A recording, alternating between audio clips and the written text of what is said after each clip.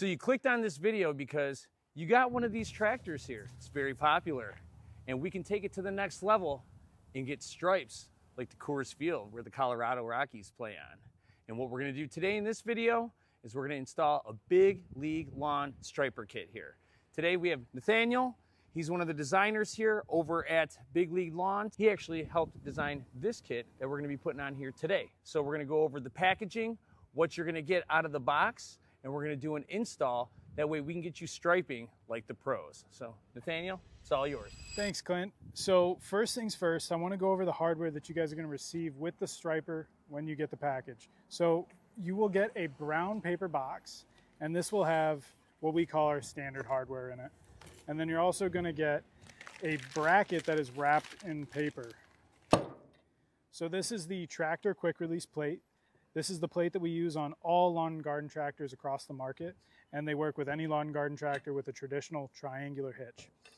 To give you an idea of the plate itself, this slot is what we use to actually install it to your hitch, because some hitches have holes that are a little bit further away from the mower or a little bit closer. But we also included this additional hole that actually will replace your utility hole on your hitch. So you're gonna occupy your OEM utility hole on your hitch with this bolt, but our plate will replace it, so you'll still be able to pull utility carts or whatever else you might want to pull around with that tractor. So in the brown paper box, the hardware that's in here is the mounting arm hardware. So you're going to take all that hardware out and you're going to assemble it per your instructions that come with the unit, and your mounting arms are going to look like this.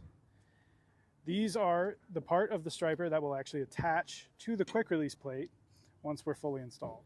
All right, so now we are ready to install the quick release plate to the frame. So all you have to do is remove this hand tightened bolt and the flat washer and the split lock washer underneath the plate.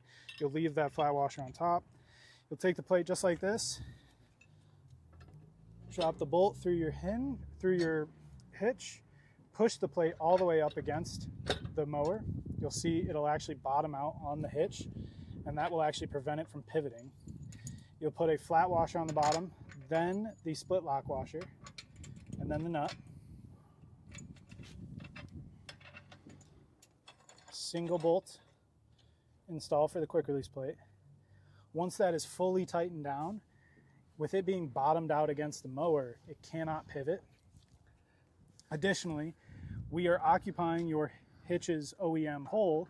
However, our plate has an additional tractor hitch hole so that you can pull around utility carts, fertilizers, whatever you may need. All right, so now that we have the tractor quick release installed on the rear hitch, now it is time to get our mounting arms attached to the tractor quick release plate.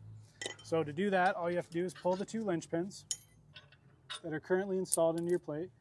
You will place your mounting arms on the stabilizer pin and replace that linch pin. This is going to serve as your quick release functionality once the install is complete. Okay, now that we've got the quick release plate installed to the machine and the mounting arms onto the quick release plate, now it is time to center our striper behind the mower. So to do so, I always use the center of the label on the striper and the center of your tractor hitch. So go ahead and line that up, get it centered.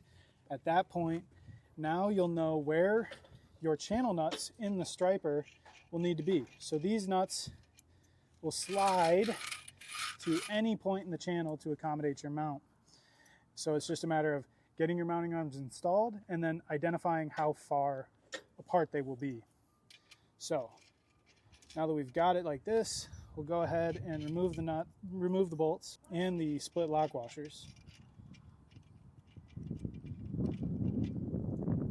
And then we will bring our mounting arms up, get an idea of where those channel nuts need to be, adjust them accordingly.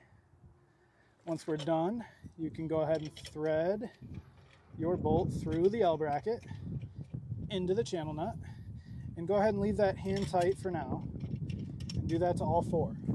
Once these are hand tight, at that point you can do a final center check. Make sure the striper is exactly where you want it, make sure it's centered, and once you're confident with your install, go ahead and tighten those 4 bolts down all the way, and you're striping.